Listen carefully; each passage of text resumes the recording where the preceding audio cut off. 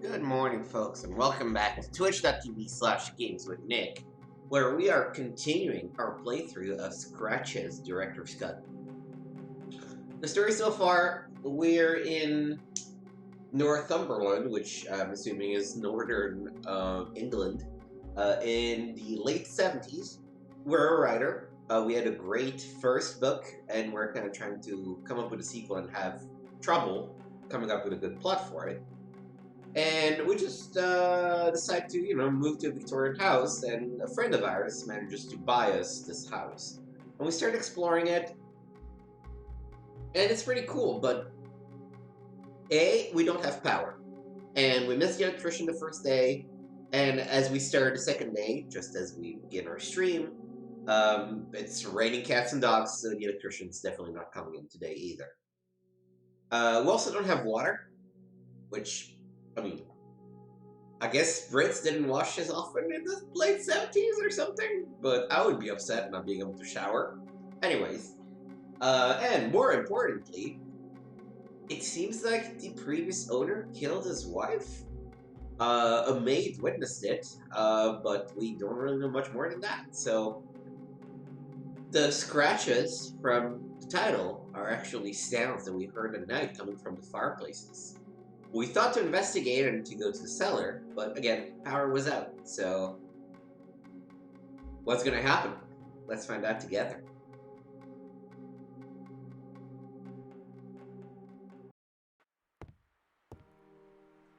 Alright, so let's start the day by calling Jerry.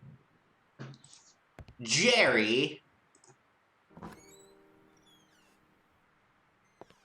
As well. If the electrician is not coming, we need to warn Jerry about it.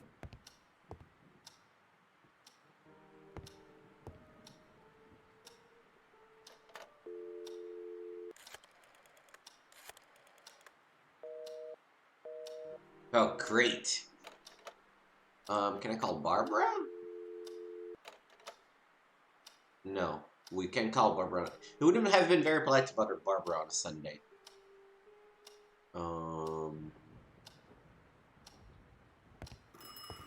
Oh. Now Jerry's calling. Hello? Michael, how are you doing over there? The sky is falling here. You mean this storm has hit there too? Seems the entire universe is falling here. I'm afraid to go outside. Well, the better then, as I won't be able to come for you. I'm deeply sorry, but it's seemingly impossible driving to Northumberland. Even less getting anywhere near the manor.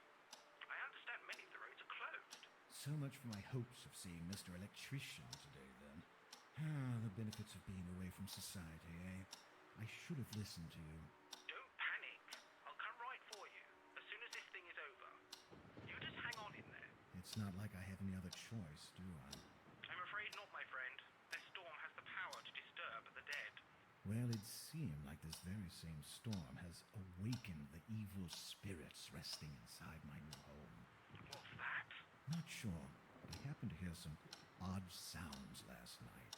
Kind of scratching noises down in the basement. I do remember the cleaning ladies saying something about rats. Unless we're talking about mutant rats here, I don't think that's the problem. Michael, my friend, you were tired from a long trip and stressed about the problems you found there. On top of that, you had moved to a very old house. Guess what's the most common complaint from people moving to old houses? Ghosts on the loose? Sort of. Now go focus on your book while you still have enough light. I'll be there as soon as possible. By the way, Michael, I have the combination for the safe right here. Oh, cool. Great, tell me. 03211. Just remember to share it if you bump into any expensive jewelry. Of course I will. Bye. Nice. Okay. Also, I double checked. Northumberland is the northernmost county of England, right at the border with Scotland. Newcastle is the biggest city in it, so Michael chose to go pretty far north. Except, okay, so this is not where the safe is, it's in the master bedroom. So let's start by opening that bad boy. No, this is the African thing.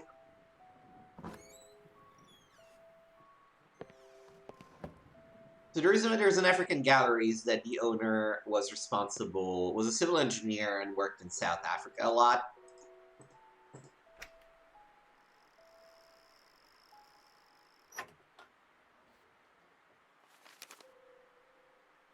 Mr. James T. Blackwood, Blackwood Manor, Rathbury, Northumberland. Dear Sir, we hereby propose to furnish all equipment, materials, and labor to complete the contract for the construction of a second floor for the Blackwood Manor of Rathbury, Northumberland, in accordance with planned specifications prepared by Mr. James T. Blackwood dated October 31st, 1960, for the sum as follows. Base bid, £34,136. Alternate number 1, deduct £1,000. Alternate number 2, deduct £1,500. Alternate number 3, add £350. Alternate number 4, add £300. Unit price number 1, £1 per cubic yard. Unit price number 2, £12 and 50 pence per cubic yard. We agree to work as directed We agree to commence the work as directed and complete all work thereafter within a reasonable length of time based on our ability to secure materials. Employer understands the construction may last from 18 to 24 months. Permission is granted to make use of the special bank account 6319102 created for this particular occasion, located at the National Bank of Northumberland. Contact number, and I should write this down because I'm going to have to call the bank for sure. 0192941114.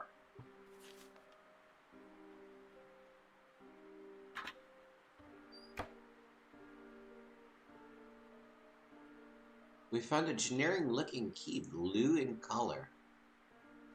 None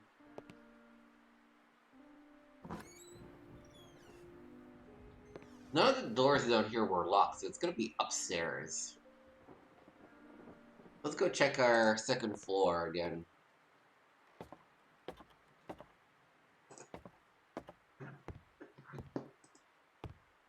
There was this one room that we tried to open, but that we couldn't. Hell yeah.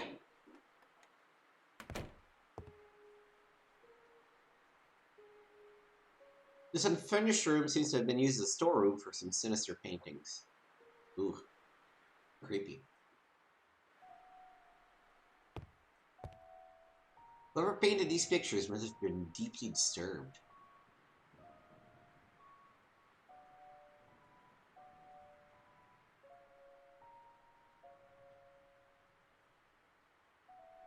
What do we have here?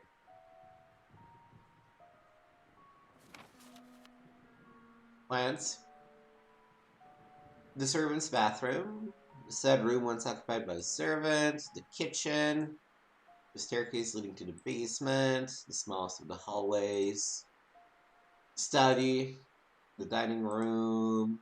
The hall with the telephone. The entrance and the living room. Okay. The room. The strange African gallery. The main bedroom. Oh! A room that seems to be on the plan, but not there. Bathroom on the second floor. The long lower hallway. The last hallway left unfinished, full of garbage. All the rooms in the second floor seem to be in poor condition. But, again, the interesting part is that there is one room that we have to find some way to get into. Anything else? Why did I just grab? Wait, is this a key? A generic looking silver key. Okay. Well, I mean, I guess. Cans of paint. Oh, a hammer.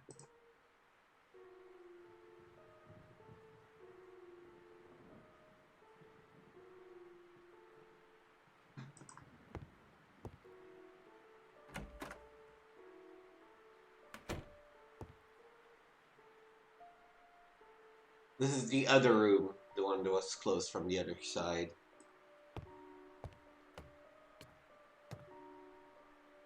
It's a large rope hanging from the railing above. Can we grab it? Okay, we got a piece of rope.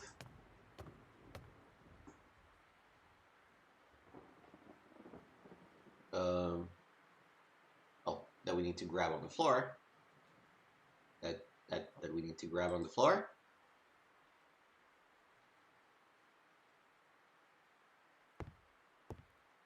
That we need to grab on the floor. More useless bricks.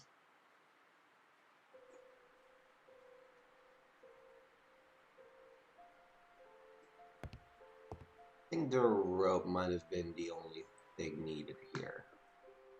Food for termites or whatever little buggers inhabit the side of the house. We must have unlocked the door from the other side. Okay, that's nice. I'm a little confused as to what the other silver key is for.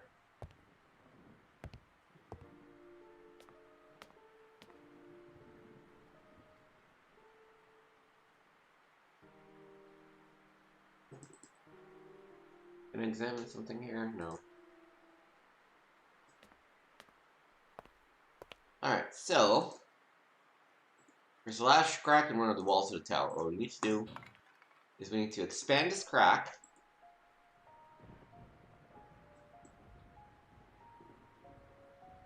Secure the rope.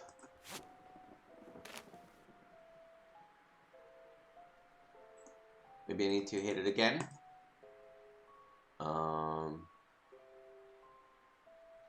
This thing is small. It won't do.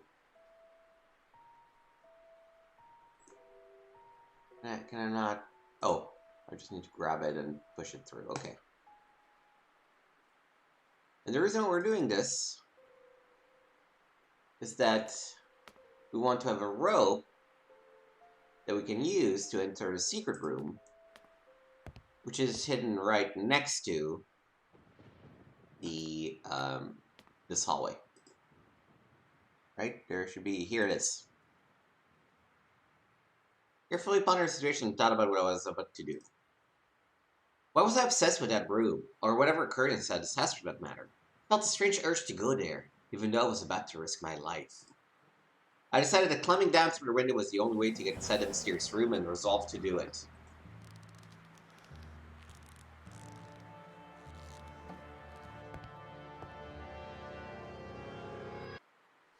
With the last of my strength, I managed to get inside the mysterious room, and mysterious it was indeed.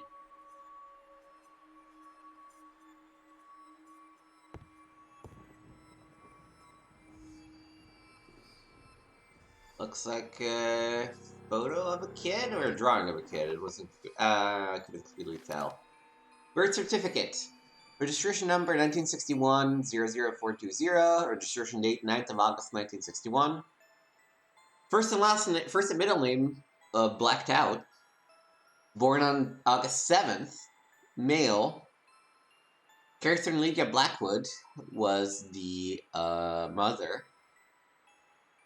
Christopher E. Milton was the person who signed the birth certificate. I wonder if this member of the family was still around town and would perhaps be able to shed some light upon the past history of the house. I had to find some way of getting in touch with him. Alright.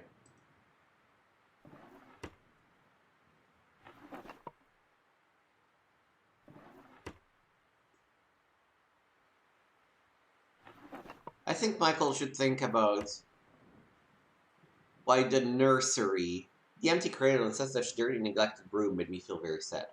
Why do you think the nursery room has been boarded up? Think, Michael. Obina. I'm not sure why there's this view here.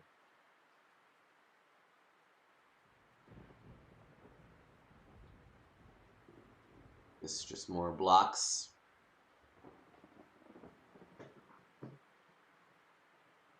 Creepy wooden horse seemed to be smiling at me.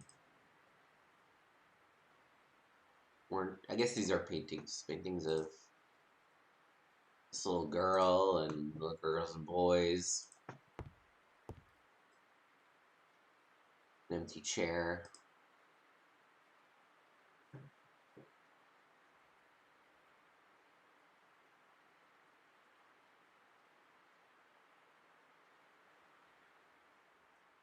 Seems as if someone took extreme measures to forget about the existence of this room for some reason. Mr. Blackwood? Alright. Let's head out.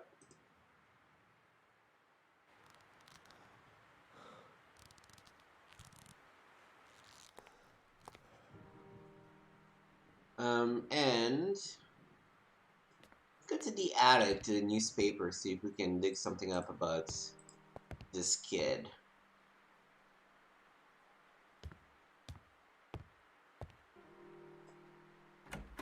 Now I'll try calling the bank.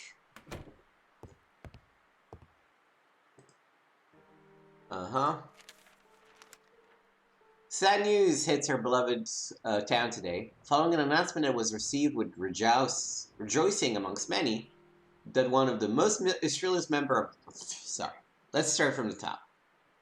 Sad news hits our beloved town today, following an announcement that was received with rejoicing amongst many, that one of the illustrious member of our community, Mr. James Blackwood, was having a child soon.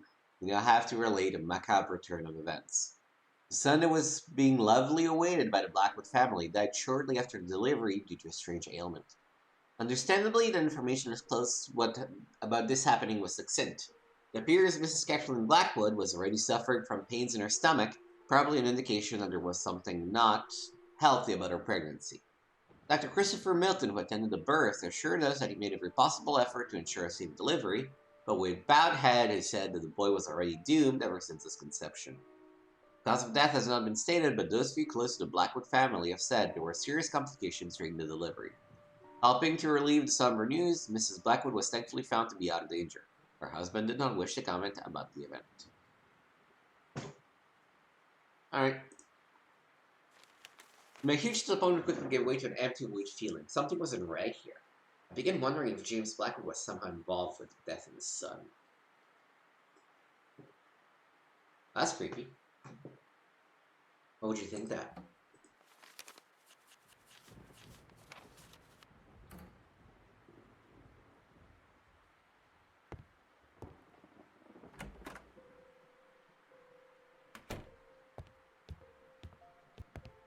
Let's try calling our friend Jerry again. See if it's something to say. If not, I might look into some other people. Oh, no, wrong way. There are less doors if I go down this staircase.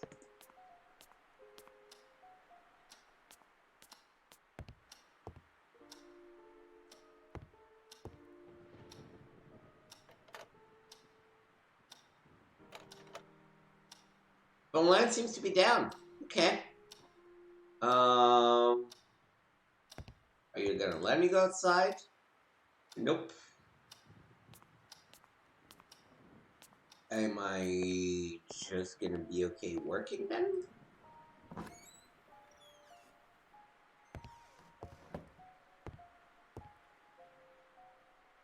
Technically said tap right or trying to focus, but no, the Mr. and the Blackwood family was too exciting to ignore.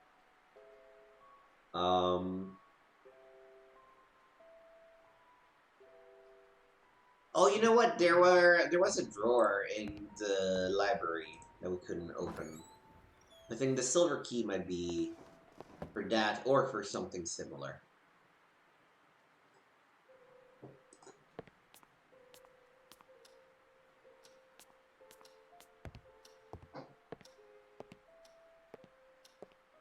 Because I was thinking, what do we need a key for? And I was thinking the padlock outside, but... One of these jerks. This one. No, I don't know that this will do it. No. What else was locked? Oh. Fail sticks.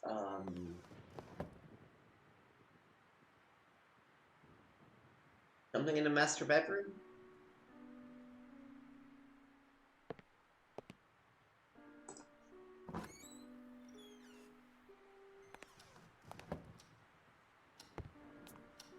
Let's try the master bedroom.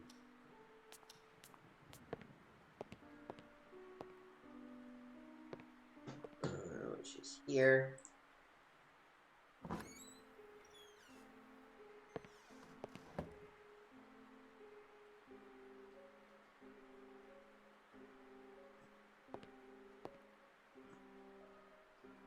No.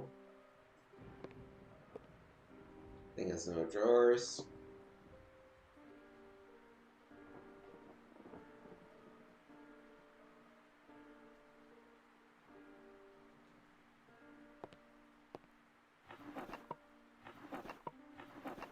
These were all openable.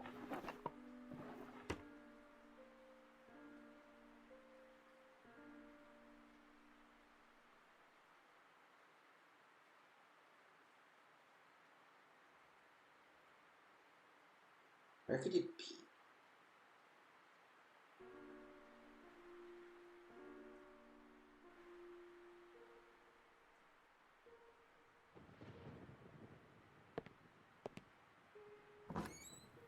Maybe we missed something in the secret room or in the top room. We'll check. The secret room is pretty hard to find, so let's first go check these two rooms again. It's also very dark. Let me even clean my glasses a little, but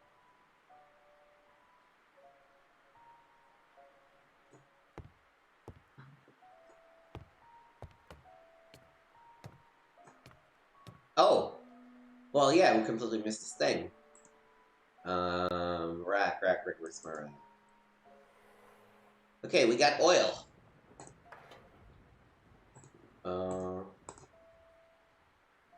So the lid was tightly stuck in place. We're gonna pierce it. No. We're gonna cut it. No. We're gonna use a pencil. No. We're gonna use a pen. No. We're gonna use this thing. No, that's just for oiling things. Okay, well, we're gonna have to come back for the lid of kerosene in a way that we can actually break it up. But the grease will help us find the secret of the African room.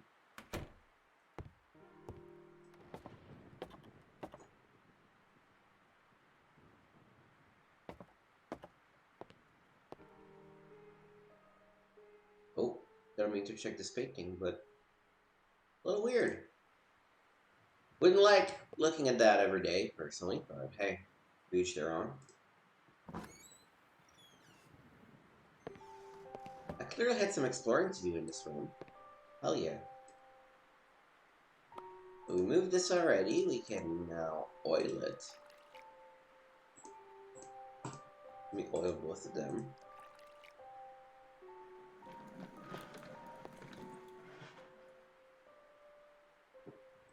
And here's the mysterious room. Hammer? Yeah.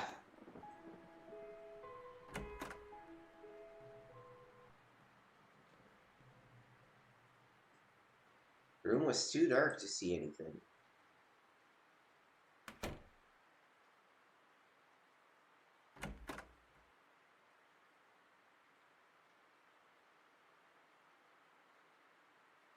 Okay.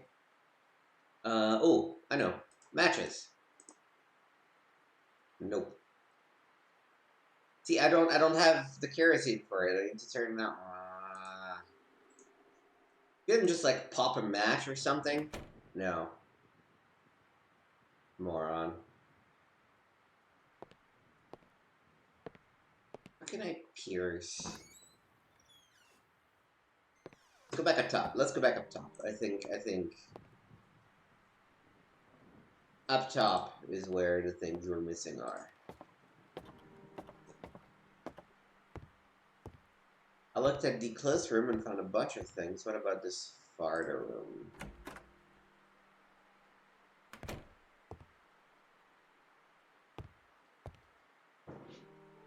Oh.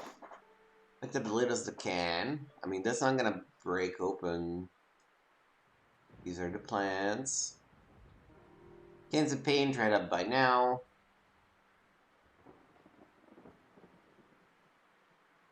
Motherfucker, what am I missing?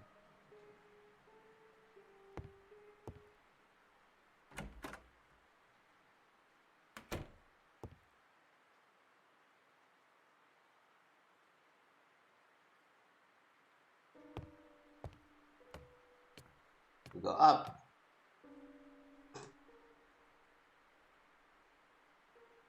Hadley second place. Oh, maybe. Nope.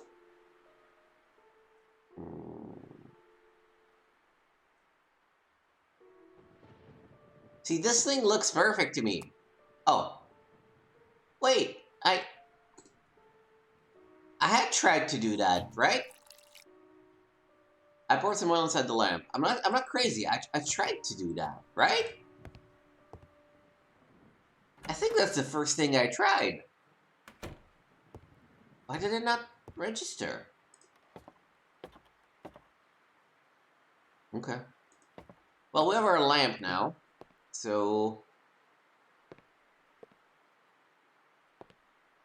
Nope, too far.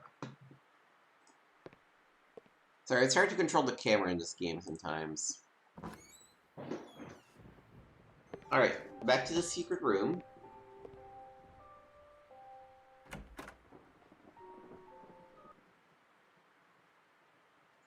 And light the lamp.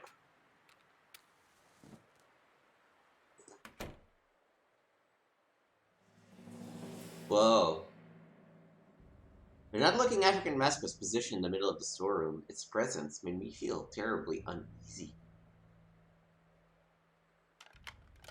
Now that there wasn't enough light to extinguish the lamp to save the oil.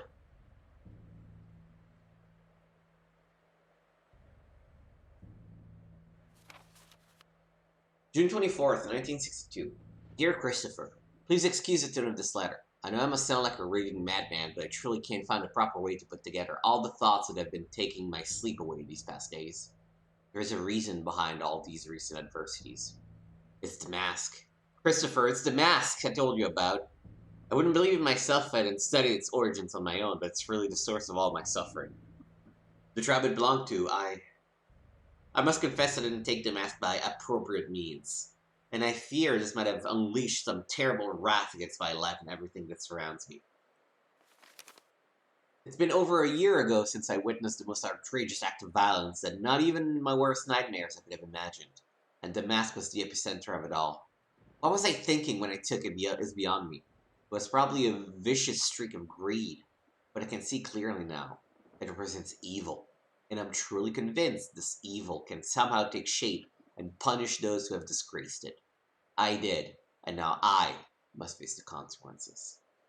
I will take some more time to investigate this. I might even go back to South Africa to seek help, although something tells me not even returning the mask would do any good. The damage is already done, and I believe it's getting worse as the days go by.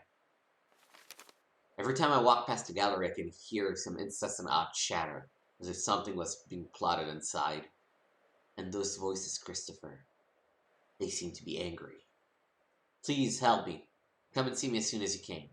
James. Oh. Anything else around here?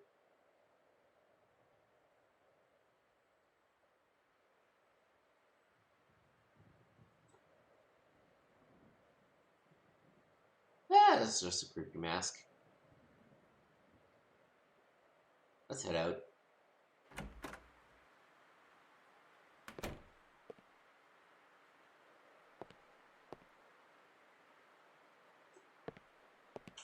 Okay. Now are we cool with just doing some work?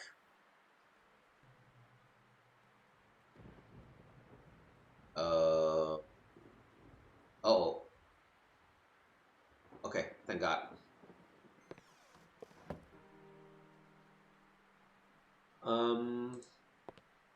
Now are we in the mood for work? Ah, thank God. Though they should tell you that when you exit the African room, I think.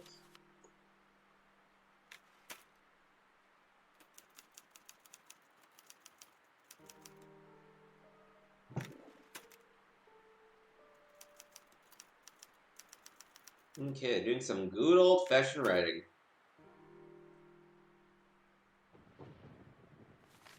Suddenly, she stopped and stood there, paralyzed, hesitant to give any credit to what her eyes were seeing, and completely unaware of the potentially dangerous situation. Surprisingly, there wasn't anything unusual or strange about the event. Little Kathy was hastily crossing the living room towards the huge oak door, her fancy black dress fluttering at every footstep. As the girl reached the doorknob, she turned to look back at Marion and urge her with a whisper to hurry up. But Marion wasn't seeing Katie. Her memories haunted her back in displaced reality, giving room to the nightmarish vision she had spent months trying to forget ever since her first visit to the old house. In her dream, she saw the little girl also wearing a black dress, emerging from the passageway hidden in the room. She never actually managed to glimpse where the passage was, only saw the girl running toward her, her small face contorted in a horrible grimace. Marion quickly realized it was a twisted version of the Kathy she would know later, as if her figure was then distorted by a veil of smoke. Her exact movements through the room, reaching for the knob facing her back. Those were too many coincidences to ignore. It wasn't a nightmare that she experienced that day, nor a ghost, something she refused to believe in, but was now willing to blindly embrace it as the truth, given the shocking vividness of the vision. A ghost would come from the past. What she'd seen came from the... Her thoughts were interrupted as the figure behind her cast a shadow across the doorstep. "You filthy liar, you have betrayed me," groaned a deep voice. The discoveries I made in the house were too exciting to stop now. I thought that maybe I could investigate further today and return to work tomorrow. Classic Ryder syndrome. This is the J.R.R. Martin syndrome. You'll do anything except right.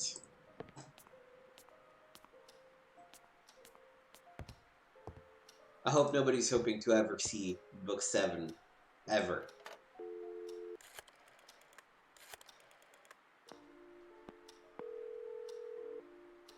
Yes? Jerry, it's me. You won't believe what I found here. Try me. It's about the happenings that led to the murder you told me about. There's an impressive backstory surrounding this place and many loose ends. It would seem nobody ever stumbled upon this. Shouldn't you be working on your book? Are you listening to me? James Blackwood was into some very weird stuff and possibly dangerous.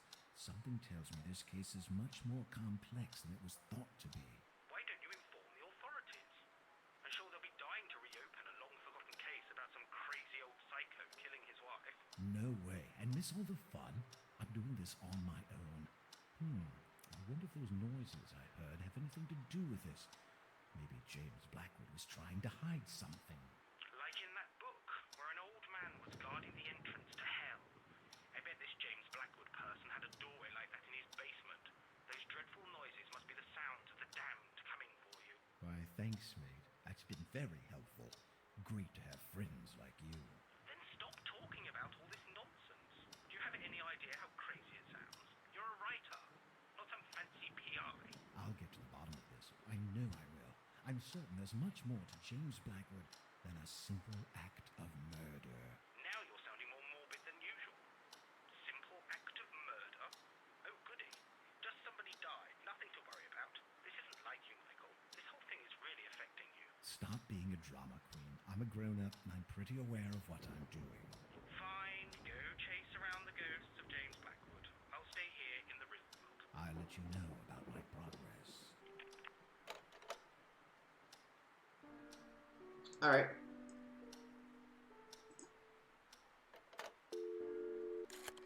Anything else that he's gonna tell us? No.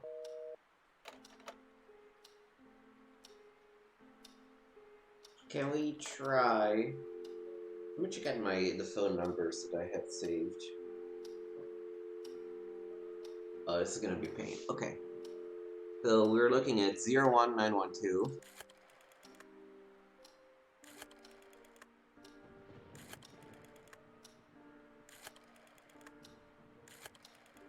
Nine 4144.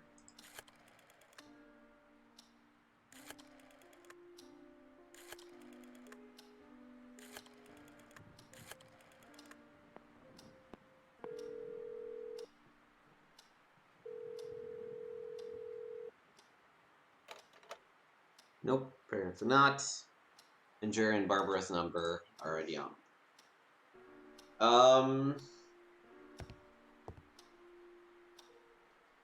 Still doesn't want to go raging outside. Are we ready to do more work?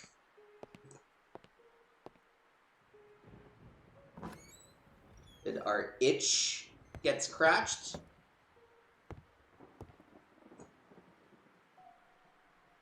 Are you ready for bed?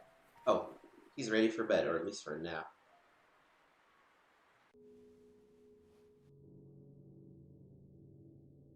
Something didn't feel right.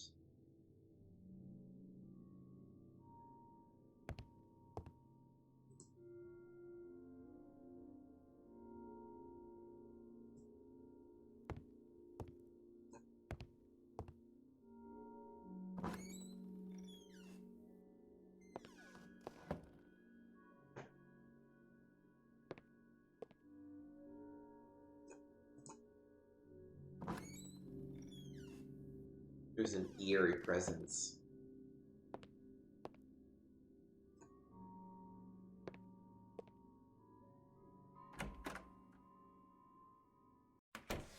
The mask is gone. Where is it?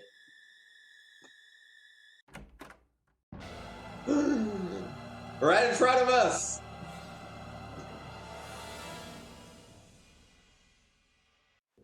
Nah, just kidding. Masks don't move by themselves. But they're scratching noises that are back. And hey, this time we do have a working lamp. Stone was cold to the touch. Let's go back and check downstairs where the sounds are coming from.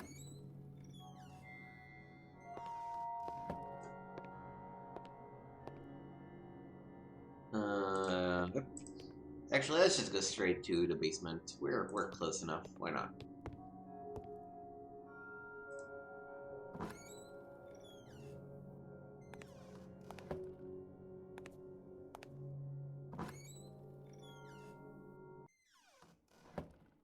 Notice that the number of matches we have is very much counted. We only have 3 more.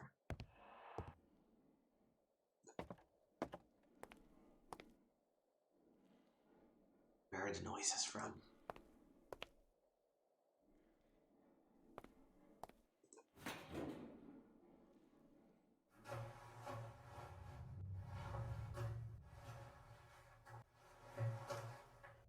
Whoa, there's a hole in the wall of the furnace. And someone! Oh good lord, oh good lord. Run, run, run, run!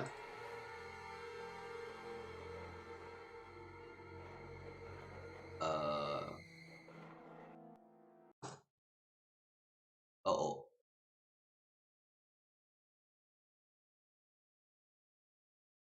Okay, let's believe in the game. Let's believe in the game. Come on, game. You got this. Wait for it to respond. You got this. Got this, right? Right? No, I don't think it got this. And of course we had not saved. Alright, let's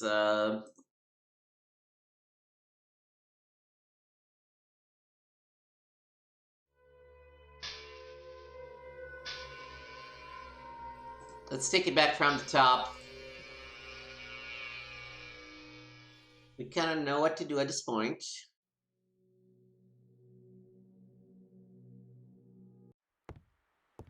And we'll make a save when we wake up from the dream. And maybe make another save halfway through, but... Okay, first things first, talk to Jerry.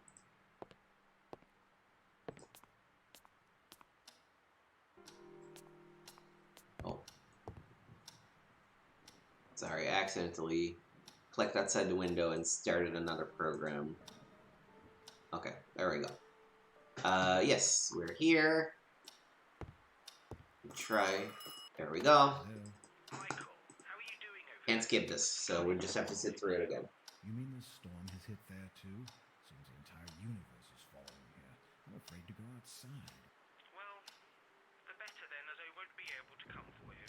I'm deeply sorry, but it's seemingly impossible driving to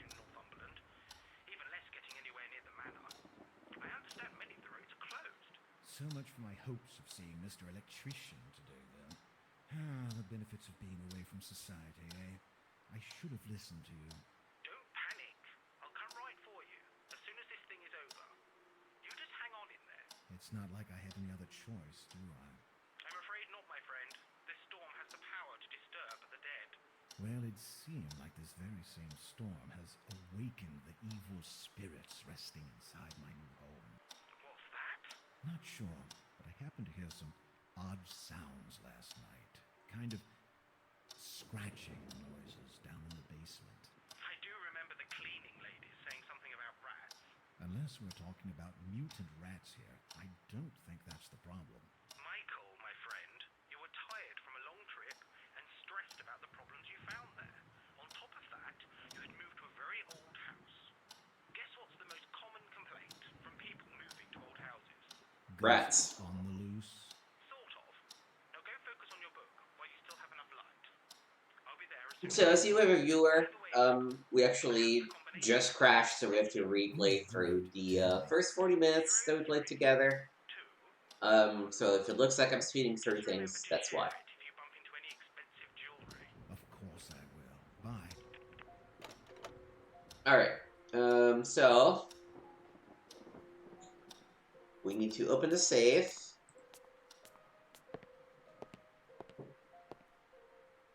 Because the safe will get us the key for upstairs. Safe is here on the right. Pop, open. Read the thing. Grab the key.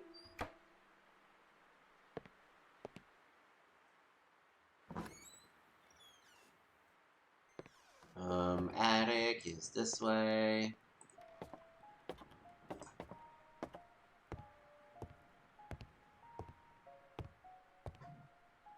Here, we pop this open. We open it with the key we just found.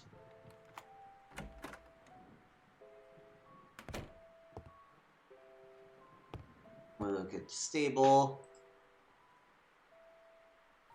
We grab the key. We grab this thing. Look at here. We see that there's a secret room. We move to next door.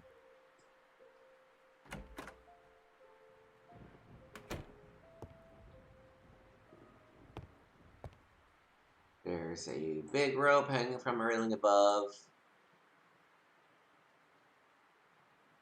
We go up and we cut it here.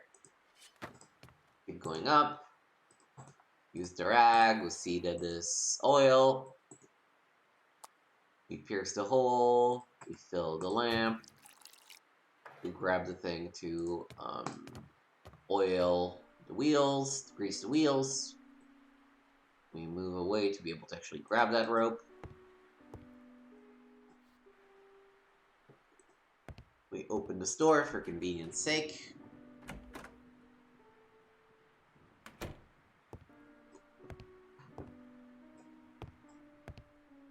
Climb all the way up through the tower. Oh fuck, I forgot the hammer. I thought I already had it, but no, I picked it up in one of the rooms downstairs. Where's the exit? That way. The first room? I think it was the first room.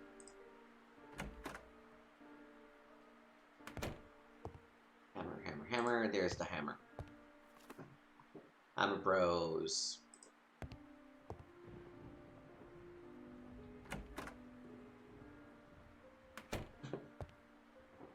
So I wonder if the key we found, the silver key, was actually for the outside shed. I guess we'll see tomorrow.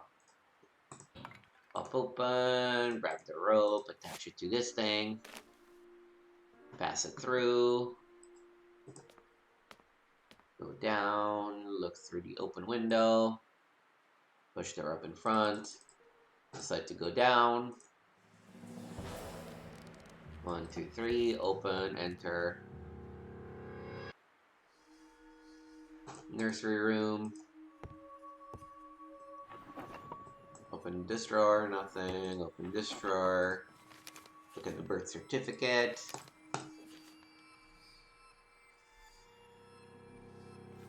There's something else beside the birth certificate? There was another key that I grabbed, right? Or am I imagining things?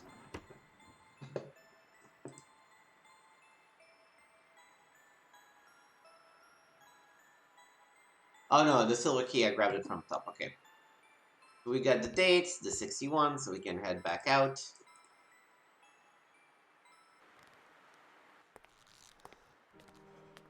Now we go to the attic to look at the newspapers.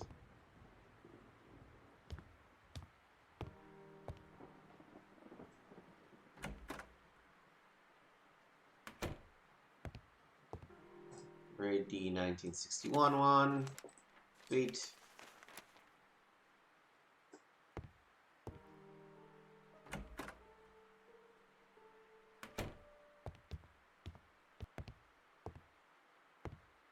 Go downstairs.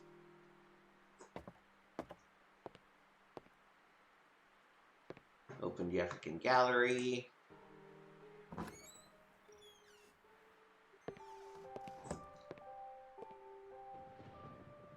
Pop this open. Pop its wheels. Move it.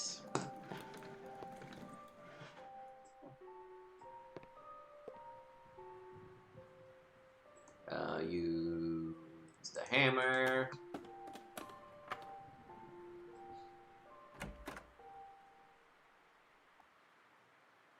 Turn on our lamp.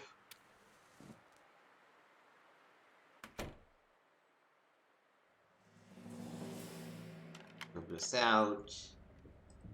Read through this. Read through the whole thing. And I think that's about it for this room. Let me actually go ahead and make a save. This is near the spot where we had the first temporary freeze.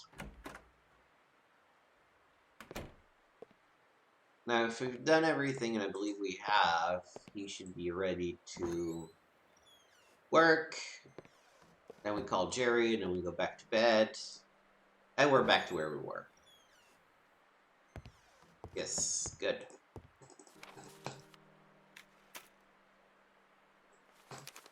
Cool. Let's go tell Jerry all about it.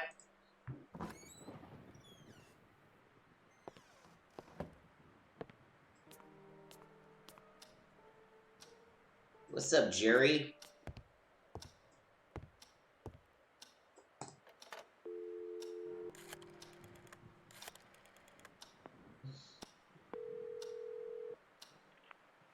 Jerry, it's me. You won't believe what I found here. Try me. It's about the happenings that led to the murder you told me about. There's an impressive backstory surrounding this place and many loose ends. It would seem nobody ever stumbled upon this. Shouldn't you be working on your book? Are you listening to me? James Blackwood was into some very weird stuff and possibly dangerous. Something tells me this case is much more complex than it was thought to be. Why don't you inform the authorities? I'm sure they'll be dying to reopen a long-forgotten case about some crazy old psycho killing his wife. No way. And miss all the fun? I'm doing this on my own. I wonder if those noises I heard have anything to do with this. Maybe James Blackwood was trying to hide something. Like in that book, where an old man was guarding the entrance to hell. I bet this James Blackwood person had a doorway like that in his basement. Those dreadful noises must be the sounds of the damned coming for you. Why, thanks, mate. That's been very helpful. Great to have friends like you. Then stop talking about all this nonsense. Do you have any idea how crazy it sounds? Yeah, you know, he's like, Jerry's not wrong here, to be honest. I know I will. I'm certain there's much more to James Blackwood than a simple act of murder. Now you're sounding more morbid than usual. Simple act of murder? Oh, goody. Just somebody died. Nothing to worry about. This isn't like you, Michael. This whole thing is really affecting you. Stop being a drama queen. I'm a grown-up and I'm pretty aware of what I'm doing. Fine. If let you know about my progress. Alright. And after we say that, what do? We just go to bed. In fact, you know what? Let me save right now, because those phone conversations are the only thing we can't skip.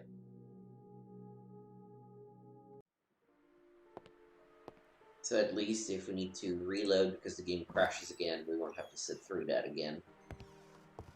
Yeah. Take a nap.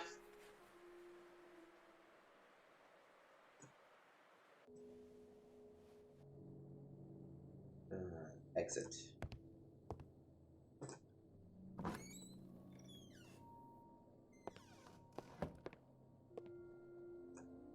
Africa Gallery.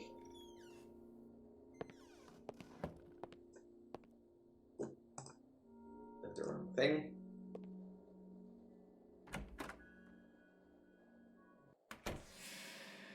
Mask is not there anymore. You open the door and it's waiting to assault you outside.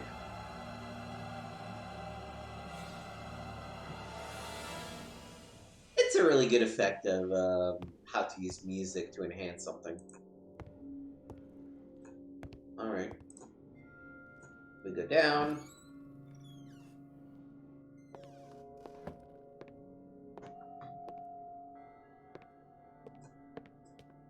To the basement.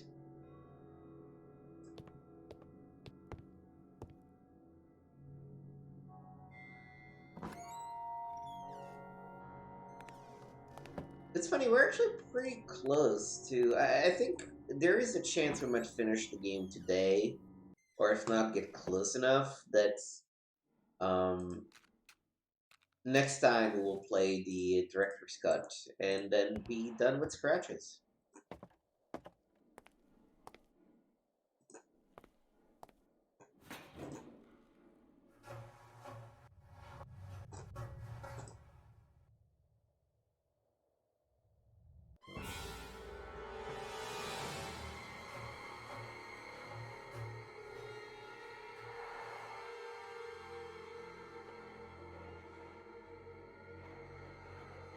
That is if the game doesn't keep crashing here.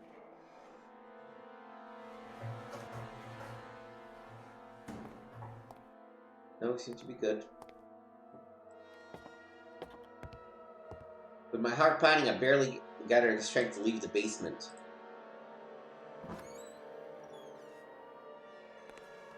The last drop of oil inside the lamp had been consumed. How convenient. I was too confused to think straight and decided almost against my will to return to bed.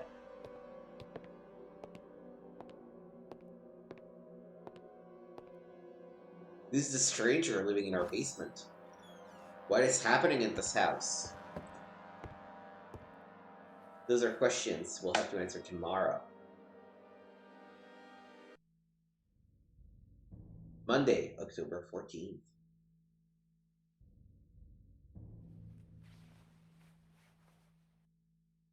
My third and final day inside Blackwood Manor began with not fitting our expectation.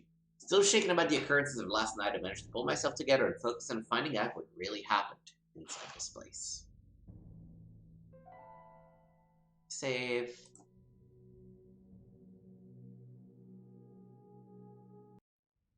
Final day. 24 hours remain. Yeah, let's start by talking to Jerry about what happened. Yo, Jerry, bro, this house is literally haunted. Oh, it was incredibly cold inside the house, no? Good to know. We should go check the furnace then.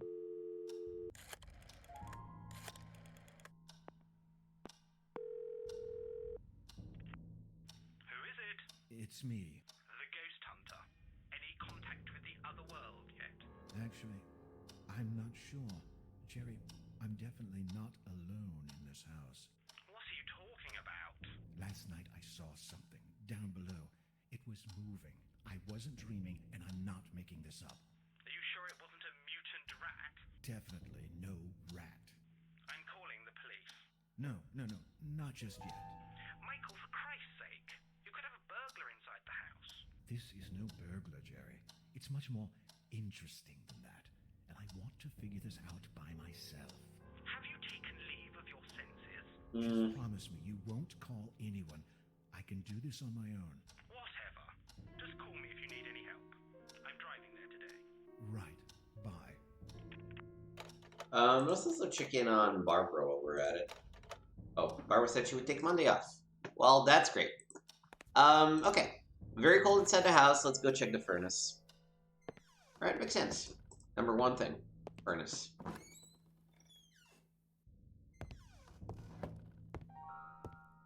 And then because it's not raining, we'll be able to actually explore all of the outside today.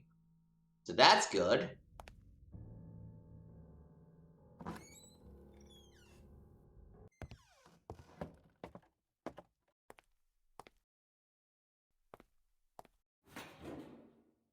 Here in the furnace was as dark as the mouth of a wolf. In any case, I didn't want to spend too much time near it.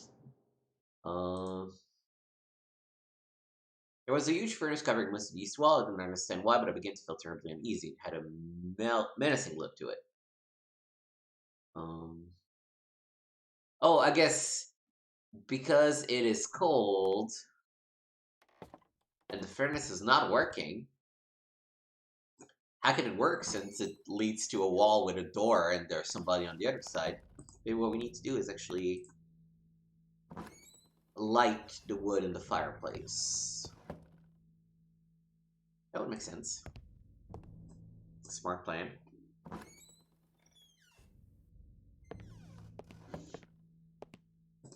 So we still have a drawer in the study to open.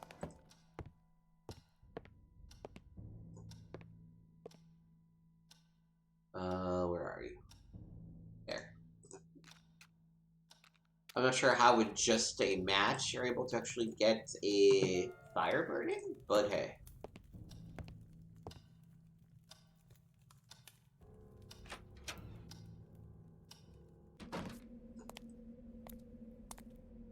Let's go first check on the mail.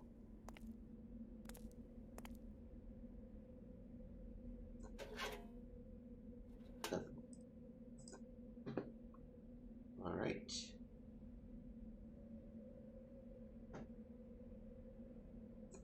We'll have to do something with the battery of our car at some point, but I think for now we can just open this. Yes! Strong smell of aged oil was infecting the barn-like garage.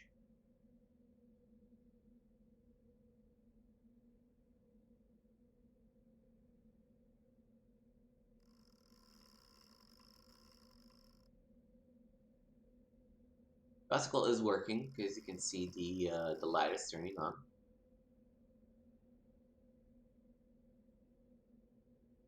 There was an old dusty bicycle in the garage. It seemed to have some sort of device attached to it.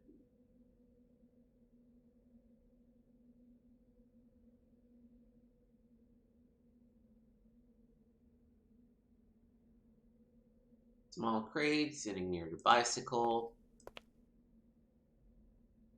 All the various items on the table, only the toolbox on the far left seem to have a few useful things.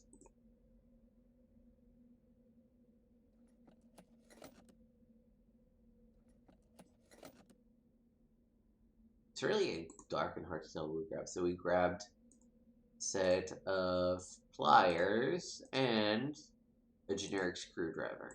Okay. Now the sonic one, huh?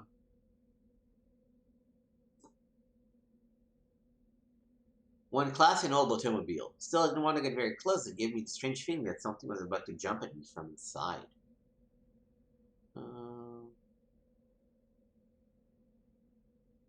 That's probably it. So with the pliers, I don't remember if it was the crypt or the mausoleum or something, but there was something that was locked by some wire that we should be able to open up. Let's try going this way first. No, you are locked. So we need a key. But the mausoleum... no. There. Oh, what is this even? A small pool of water below the arching tree. completely forgot about the existence of this pond.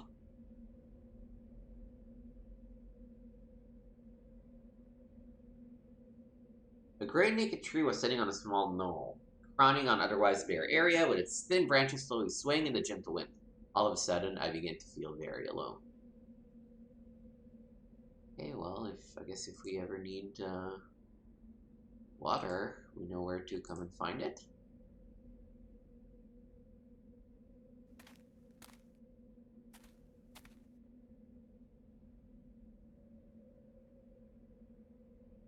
Okay. No, how do I...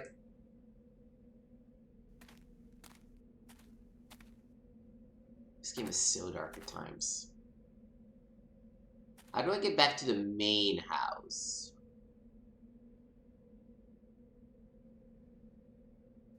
This way, okay. Okay. Oh, the stone path. There we go. This is where I wanted to come. Nope. The chapel is also locked. There's one more place.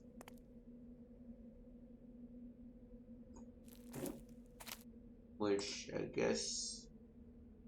Can you actually reach it from here, or do I have to go through the house? Oh, don't tell me I have to go through the house. Oh, that's dumb. I thought there was a path around, but maybe not. Okay. Go through the house. Exit from the kitchen.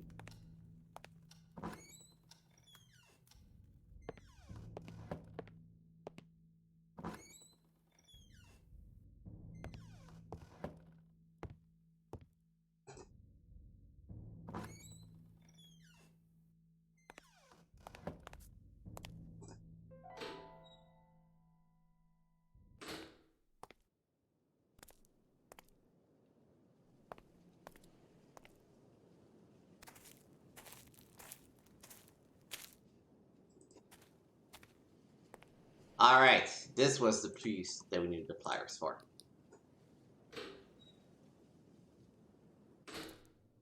Cold shiver ran down my spine as I entered a decaying crypt. The foul smell of rotting flesh seemed to have persisted throughout the years. I seriously considered what I was about to do, but curiosity got the better of me. The corpse in the advanced stages of decomposition was inside the coffin. It was disgusting. Curiously enough, this coffin was completely empty.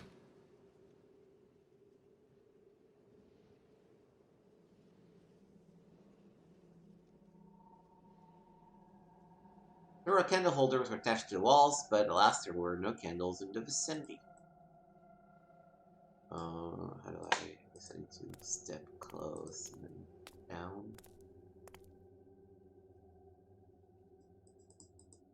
Oh, I know. I remember.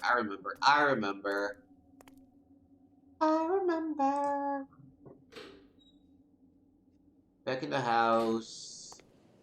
After leaving the crypt, I stopped to think for a few seconds. I only found one body inside, but there were 2 plaques. Something evidently was out of place here. The issue is that the bottom of the crypt is dark. And of course, we conveniently ran out of oil. So we need a way to move the light. And the way we do that is with a mirror. Which I believe is in the master bedroom.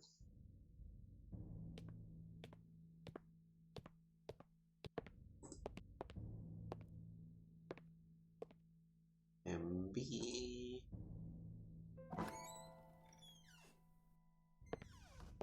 North. Small mirror. There it is. Screwdriver. Thank you. Combine it with that so we can just hang it from something. Back to the crypt.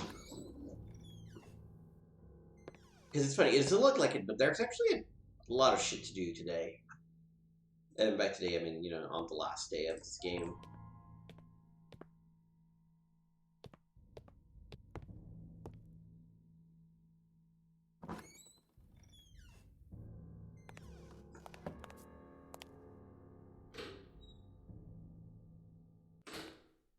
Okay.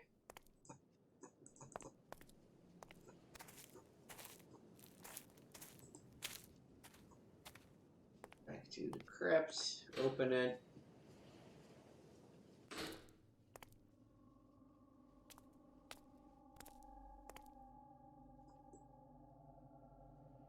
Hang it. Where can I hang it? There. No.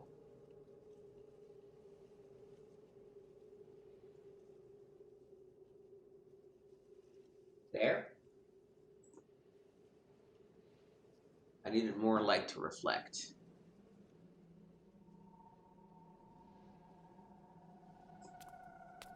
Maybe no, I'm doing this and I didn't even actually look at the bottom of the crypt.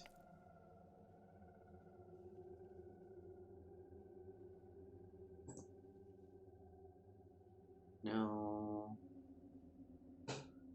It feels like one of these two should be the correct candidate. But it won't let me interact with this one? Or this one? Hmm.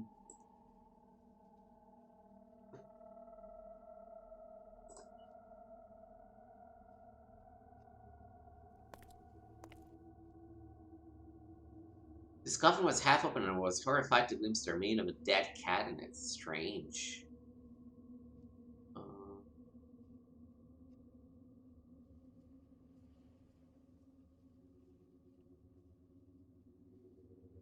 It's like, okay, so this is where most of the light comes in.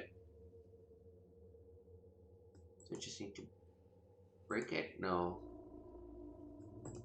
Here's it.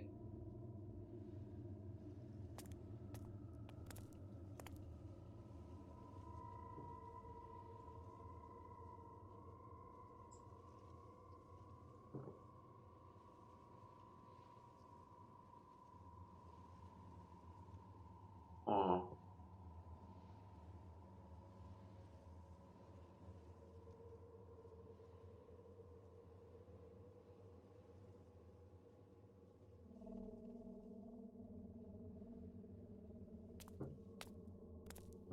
Like, why are you not letting me hang shit from these? Which would be the most convenient ones.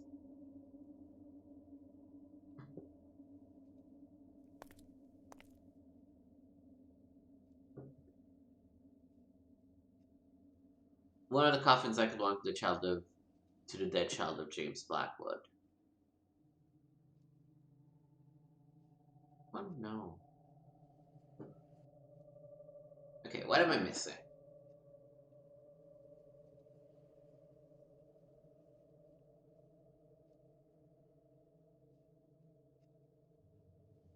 Because I'm clearly missing something.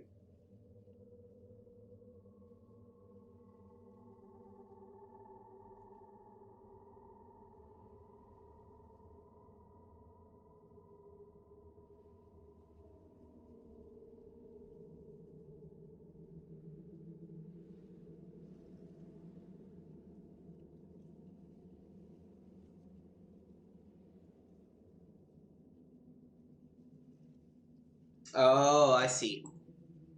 There was a whole thing I was forgetting about.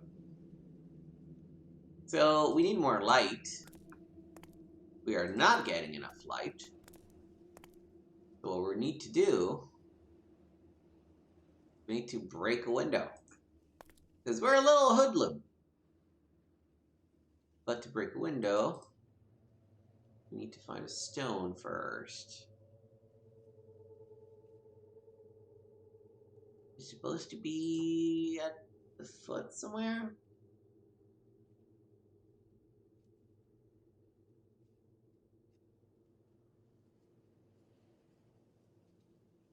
Oh, down here. There it is. According to plaques, both Mr. and Mrs. Blackwood had died in the same year.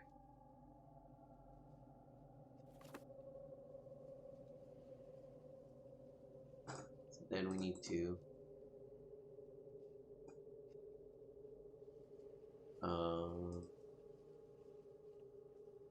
can I aim for a specific... do I have to pick a specific window too? No. No. I didn't have a good angle from this spot.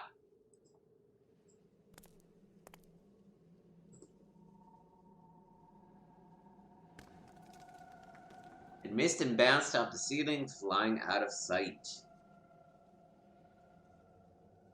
Okay, let's need to find it again. There it is.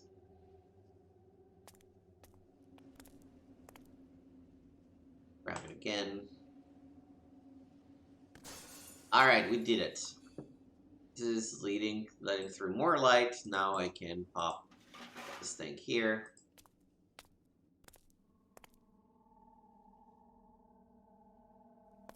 It's shining the light precisely where I want it to. The inscription was too erratic, but it seems to begin with the name letter R. The prospect of witnessing a decaying body of a baby wasn't very tempting.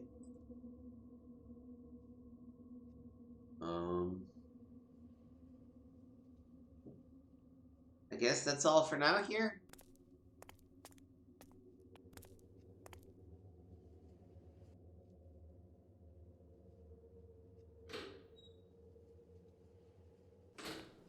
We definitely did notice only one body in the crypt, so we should tell someone. That someone being our good old friend Jerry. Which, man, you know, bless Jerry's heart. We are a very demanding friend. And he's just like our real estate agent or something.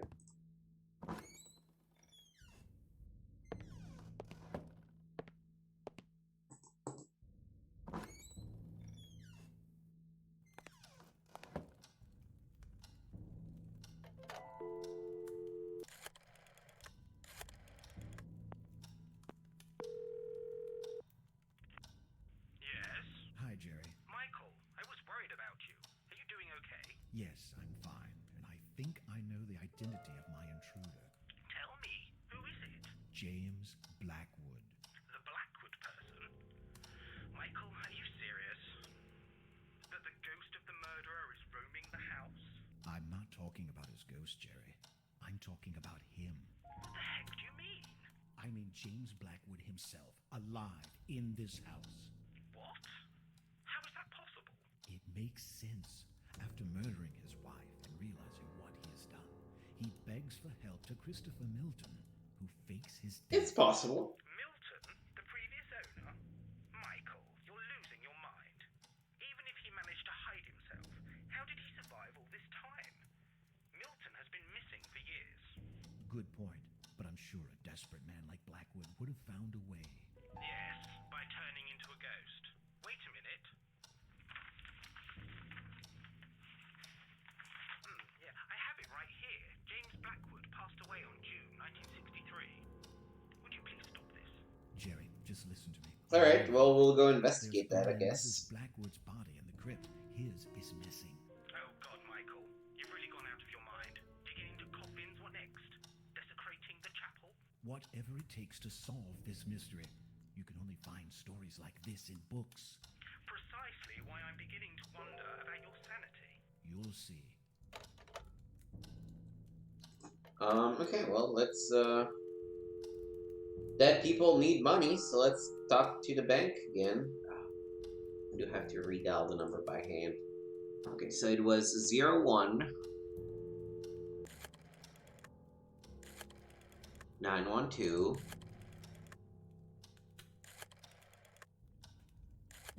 94144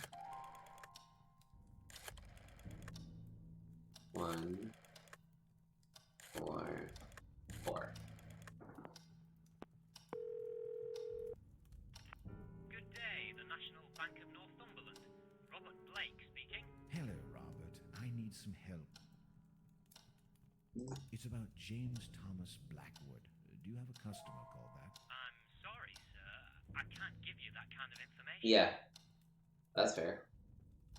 My name is Christopher Milton, a renowned doctor and good friend of the Blackwood family, and I demand some respect. All right, sir. Please, just hold on for a few moments. Ah, yes. I have a customer listed as James Blackwood here. Wow, it's crazy that being a Karen actually works I want to know out. about any recent banking activity in this account. What kind of banking activity, sir? Well, you tell me. Any withdrawals, payments? Look, sir, I'm really sorry, but I can only give that information to Mr. Blackwood himself. So that means the account is still active? Well, yeah. It means I can't give you this information, sir. You said your name was... I won't waste your time anymore. Good day. Oh, well, well. At the very least, there's an active account in the name of Blackwood that's happening, so that's interesting.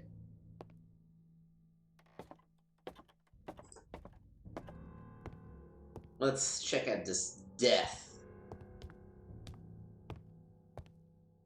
Presumed death of James T. Blackwood.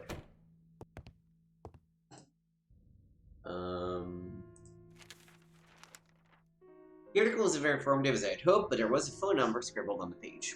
Following the shocking news that became public knowledge last week, we must now inform about the sinister outcome of the story that has been in the mind of every citizen of our town these past few days. Mr. James Blackwood has died at the age of 56 due to a heart attack, allegedly because of the pressure and stress caused by the astonishing accusation of Mrs. Eva Mariani, former maid of the family. This puts a sudden end to the case deferred by the authorities. Police Chief William Bailey said, "It saddens me that Mr. Blackwood was never brought to a proper trial. No matter what kind of excuses could be possibly made, the death of Mrs. Catherine Blackwood is a fact. I'm fully convinced that he was guilty." Dr. Christopher Milton is said to be taking care of a funeral that nobody will attend, and all the belongings of the Blackwood family are now in his possession. Silently, Rothbury returns to daily life, turning the page over one of its darkest chapters. Many will wonder in the years to come what really happened inside Blackwood Manor. And there's a number for Bailey. Let me take a picture of that.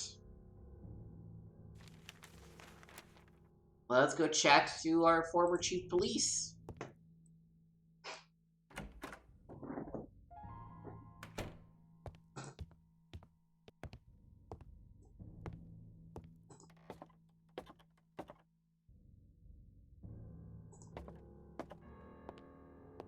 No.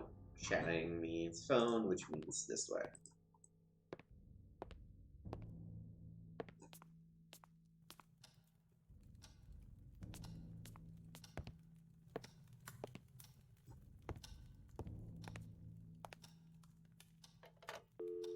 Okay, another number, which is 0, 1. Which one is the 6? 6, 6, 5, 6, 5, 2, 1, 7.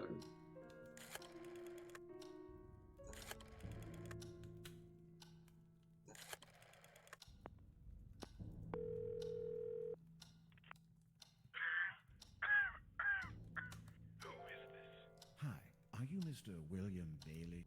That's me. And you are? Yes, my name is Michael Arthade.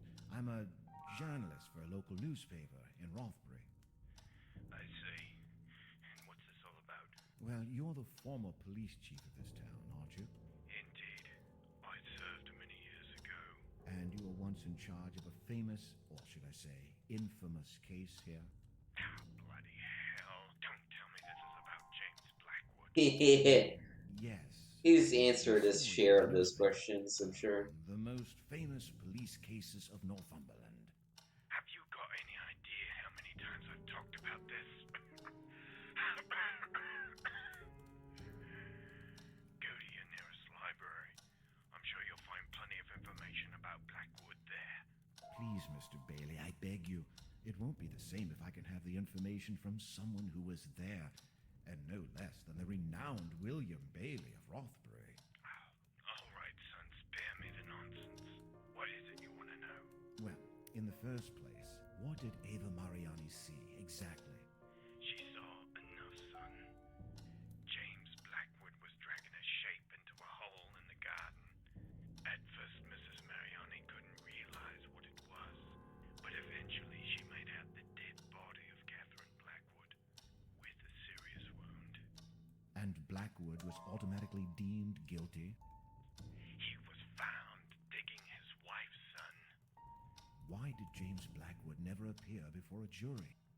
When you're someone as renowned and famed as James Blackwood was, you can pretty much avoid the authorities. However, you can't avoid justice. And justice was brought upon James Blackwood. Justice? How? He died shortly after the accusation. You should know about that. What happened to Dr. Christopher Milton? How should I know? You bet your life that slimy worm was up to something. I couldn't prove it, though I spent years investigating him. A shame we couldn't implicate him as much as James Blackwood. Are you saying he could have had something to do with the murder? Blackwood and Milton were very intimate. Milton did the impossible to aid his friend, and even clear his name after he died.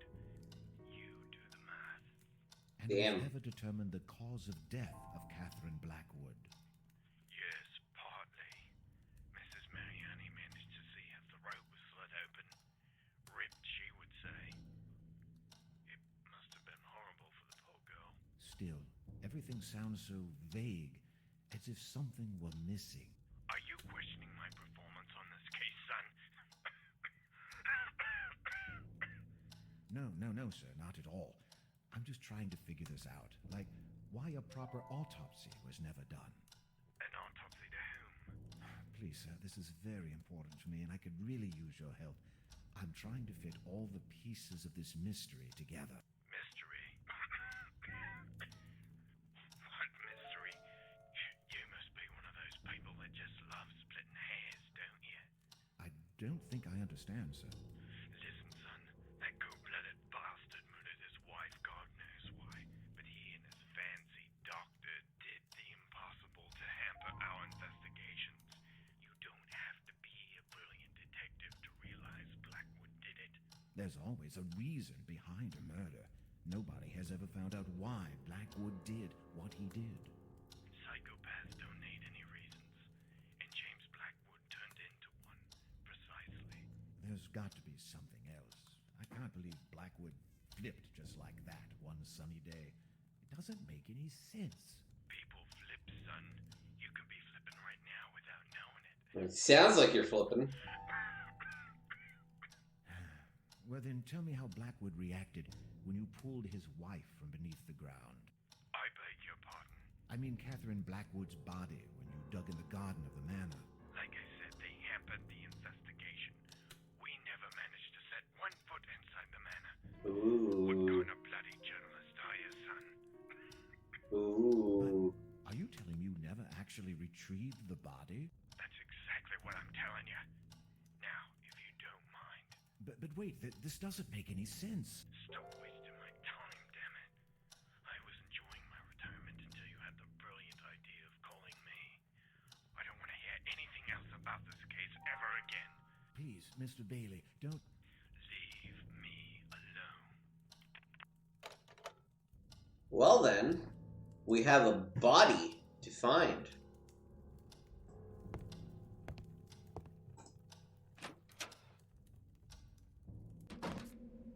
Now this is the time, and you know, again, I think this is a fun game. It's very bad at reminding you of things that are happening. We have the... even though I was anxious to read the letter, I tried to remind myself that I should give a raise to my efficient assistant. This is the Italian letter from the governess that our assistant translated for us. April 28th, 1963. Dear Mother, I spent the whole morning running a few errands for the Blackwood family, and on the way back, many thoughts crossed my mind. I take back what I said. I want to return home. Many things haven't gotten any better here. Everyone is behaving mysteriously, and they try to avoid me. I do understand that they must still be disturbed about the death of their son, but it's been almost 2 years since that already. I feel like an alien. I don't belong here anymore, and I find it hard to sleep at night. There's too much activity in this house. Too much moving around, that is nowhere being me. I feel something terrible is going on here, and I want to go as far away as possible. I will miss Mrs. Blackwood dearly, as she has always been kind to me, but I'm afraid my health is at stake. And I've been seeing some strange things too. I can't explain it, but I think someone did something very wrong. that Dr. Milton would often come to talk with the sir for many hours, and nobody would allow me upstairs. Although I've been secretly taking pictures there. I hope this doesn't upset you. But don't worry, they are well hidden under a loose board beneath my bedside table. Please, Mother, forgive me. I know I should have listened to you. It's not like I'm stubborn, I just wanted to wait and see if things would get any better for myself. They haven't. And that's why I'm asking you for a place to stay until I sort out my situation. Call me as soon as you can. I usually have to stay in town until 5 o'clock, but lately I've been coming back about an hour earlier. I just want to leave this place. I confess that I'm scared. I'll be waiting. And please hurry.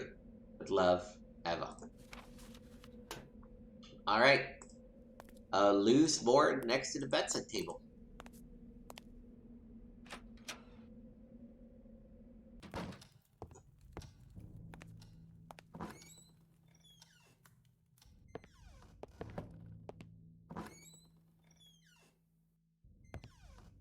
Alright. There's still the extra little corridor.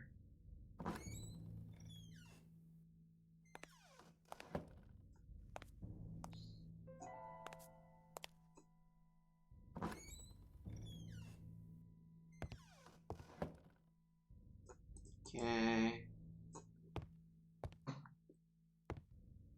That's a table. No. Loose board. Loose board.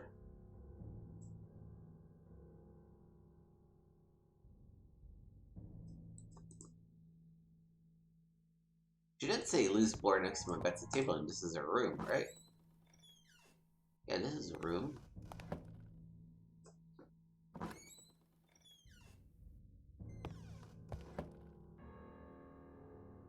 Can I move the bed somehow? Oh. Oh, there it is. Ooh. Okay, so somebody digging. That's clearly a body. And then you can see there's the shadow of the tower. So we're in the tower, we're looking at the shadow of the tower, and it's pointing to a spot. Let me take a picture of this so I remember, because, again, we're going to have to unearth the body. Okay.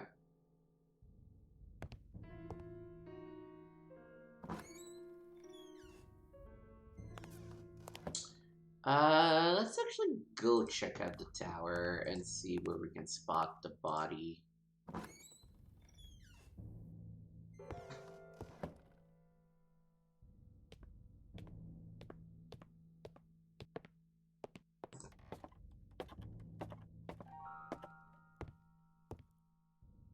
So through.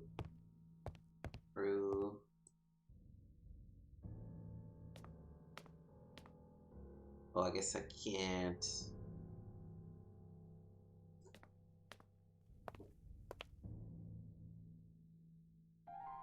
No, I want to look down.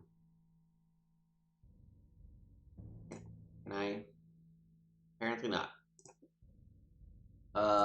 Maybe if I look at the garden itself, that will show.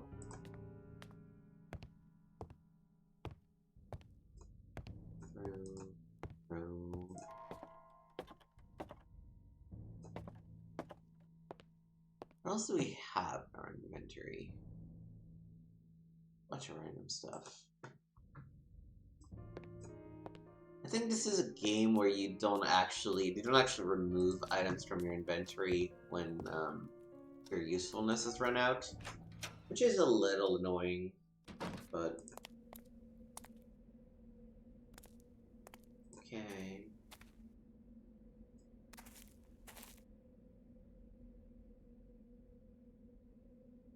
Pretty dark.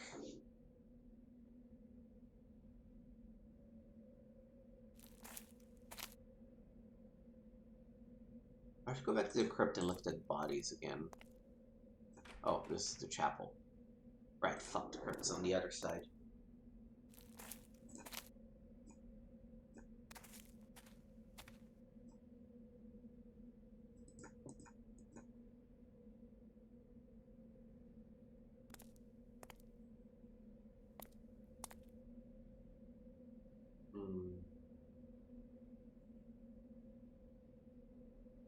Oh!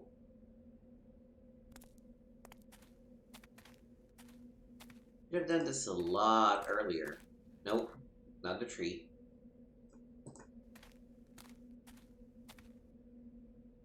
Where's the greenhouse? Greenhouse, greenhouse, greenhouse! It's not shut, it's rusted.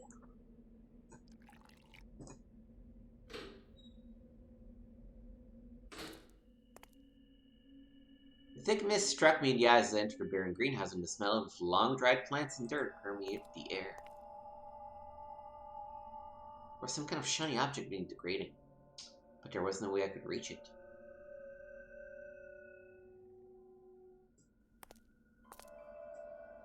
I think what we're gonna do is we're gonna explore the greenhouse, and then probably call it for today. Next time, which is tomorrow afternoon, we'll wrap up the game. An imposing mid-deck tree adorned the center of the greenhouse. Water isn't running still. A huge pot containing a bush had fallen, blocking the drain.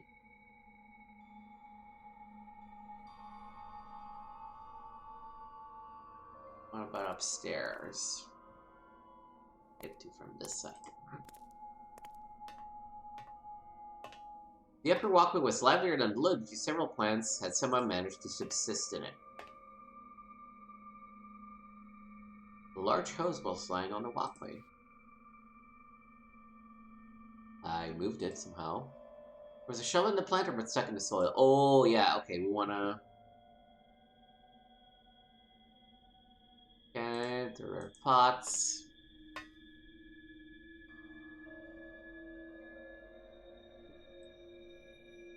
Bag of fertilizer, fumigator, watering can. February 7th. As much as I regret it, I've decided to stop caring for the greenhouse. All my efforts to save the plants have been in vain. I just can't seem to figure out what is wrong with them. It has been a few weeks since they began falling apart to pieces, dying without any apparent cause. Some of them would just crumble at the slightest touch. This is not only frustrating, but very unsettling. Every time I enter the place, I can feel a sense of dread and decay. What I most regret is the condition of that rare plant I brought from South Africa. It was now all sad-looking and almost dried up.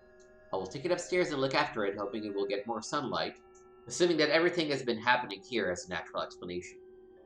Death is surrounding this place, and I can't seem to do anything about it in spite of my concerns. I can't help thinking that all this began when I brought that... I wonder. No, I have to put those thoughts aside. I should stop reading all the sinister books. They're getting under my skin. So we have the African plant there. Let's put this drawer. We have something to clear things out. But we still have the fundamental problem that the water isn't running. So even though we can chop this out and free the drain.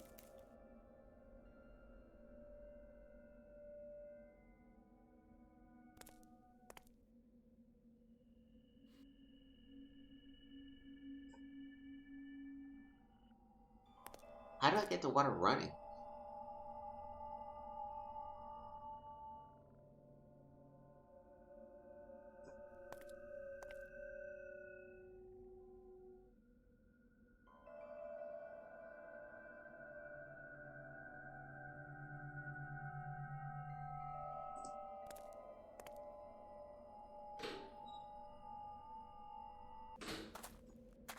And the issue is that we missed something in the garage. God. Okay, so that's the tree. So this is the house, yes. Like, I thought I'd look carefully, but it being very dark, I seem to have missed a crowbar somewhere. Right there. Okay.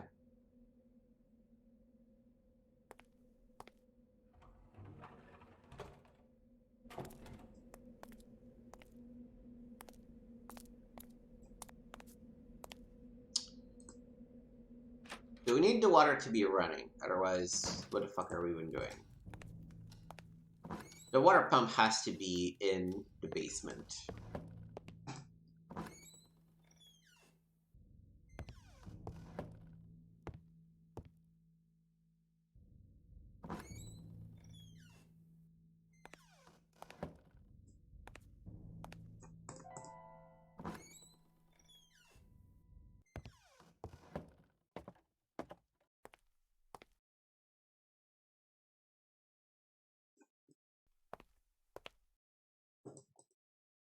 Oh, this is the furnace.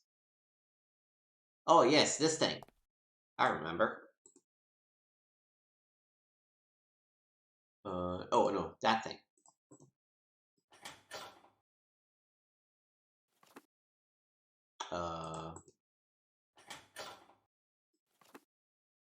Now, how do I actually...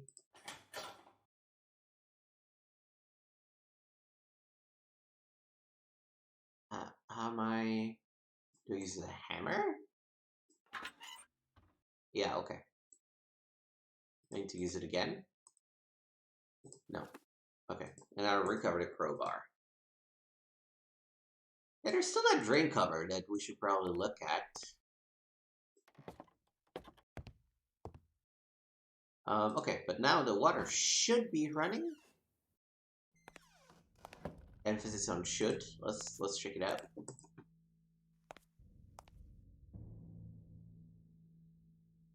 The water was running, but there seemed to be a problem with the pipes. Well, anyway, we can now go back to the greenhouse.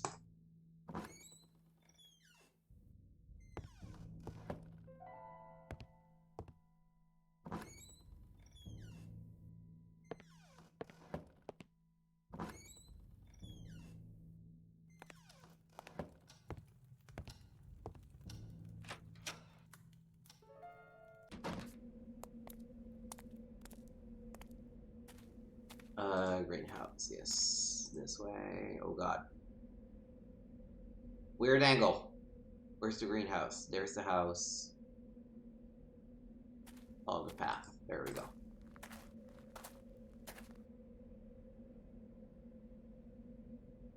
Open. Open.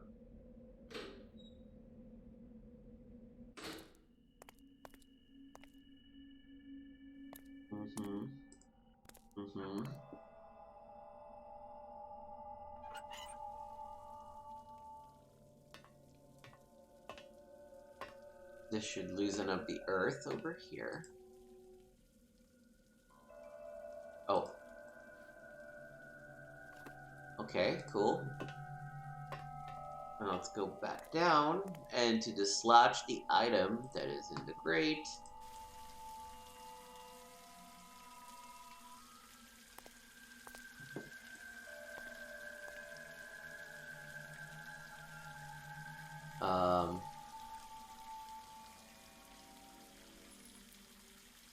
There we go. It has washed away. You know exactly where. We don't give a shit. We're gonna flood the place. We go back to the house, back to the cellar, and get that key. Back to the house.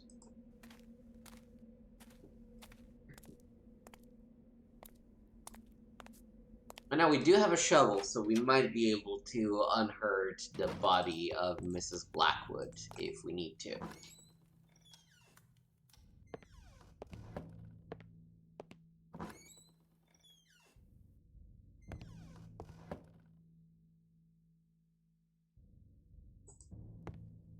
At least I hope my intuition for where this thing is supposed to be is gone.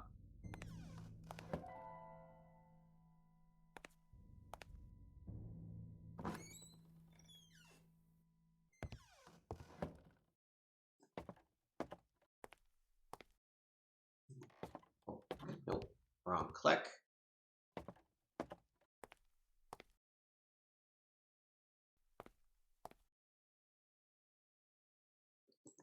Rain covering the concrete.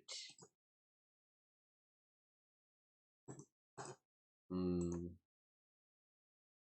don't have anything to open it. So maybe the key didn't actually wash up here.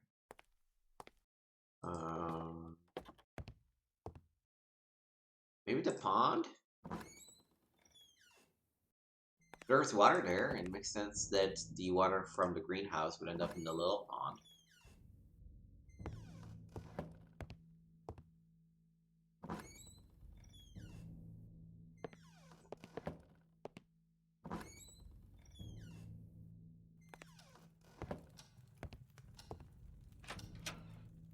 To be fair, there would also have to be a pretty extensive drainage system for that key to go all the way from the greenhouse to the house. So let's go for the little pond instead. Oh, hey, here it is. Alright, it's a tiny key. So it's probably not the chapel, though we should check it because we're close enough.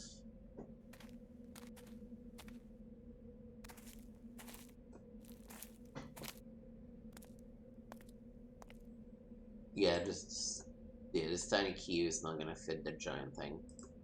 So I think it's time to go back to the study and open the drawer.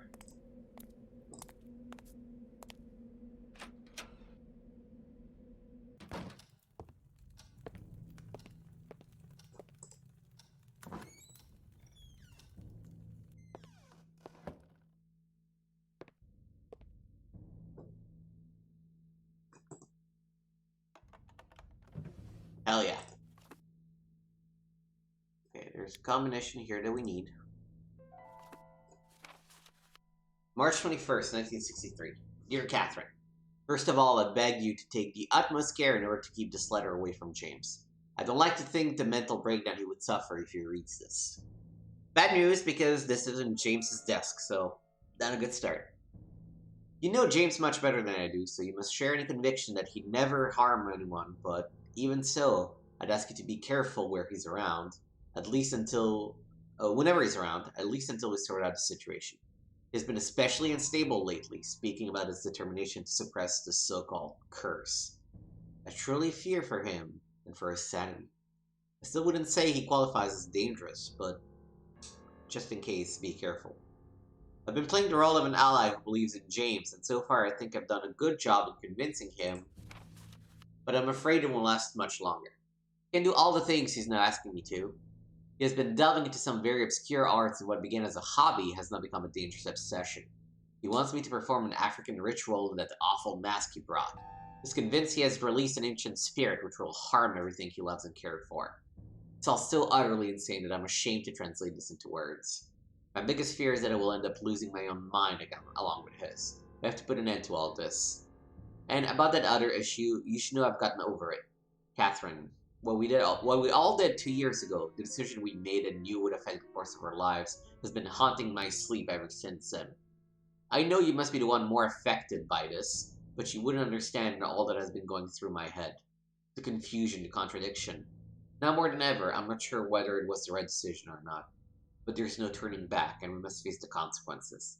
All I wanted to say about this is that I'm deeply sorry that I behaved erratically these past days, and unnerved you. You have my word I won't ever reveal anything. Whatever you do with this letter, make sure James doesn't feel anything suspicious. I'd rather have you destroy this, though. Extreme situations require extreme measures. Christopher.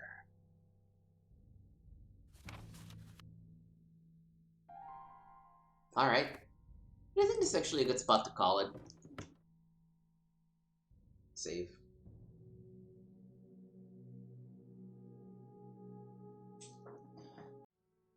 So yeah, thank you for watching. This was Scratches, here on twitch.tv/gameswithnick. To give you a quick update on the channel, I finished streaming through Sherlock Holmes Chapter 1 and with the full Frogworks Sherlock Holmes franchise. So I think I'm gonna, on YouTube, have this series go live after the one is over. But I think going forward, the bonus streams will be point-and-click adventures. We can make it a little shorter, a little lighter, a little more fun. So I'll finish Scratches first, which will probably happen tomorrow afternoon. And then after that, Point and click adventures, starting with 7 Max and the Road, will be our bonus streams whenever we have some time. Once we're done with Scratches, we'll go back to Final Fantasy X and play through it for a couple of weeks. Maybe, hopefully, get to the end, though I'm a little suspicious that's not going to happen. But at least, give it a good push and make it to get closer to the end. And once that's done, I haven't quite decided what to play next in terms of the action-adventure game, but I'll figure something out. In any case, thank you for checking me out. Again, all that fun stuff I talked about, you can find on twitch.tv/gameswithnick. Make sure to hit the follow button, make sure to like, and hit the bell so you know when I go live. All the VODs are live on youtube.com/gameswithnick, so check the channel out, like, subscribe. Some exclusive content goes live on there. The Super Mario Brothers and the original God of War playthroughs are those for now, and the Jack and Dexter full playthrough should actually be going live pretty soon. Check those out. Yeah, thank you for watching, and I will see you next time.